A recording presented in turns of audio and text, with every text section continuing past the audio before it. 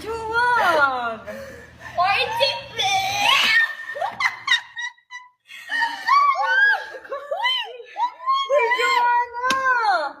Patay ka talaga. Tingnan mo, mamaya may mag-chat na sa'yo. Chat ka na rin. Ano ba yan? Hindi ka pa naman ng BE. Bakit ganyan ka?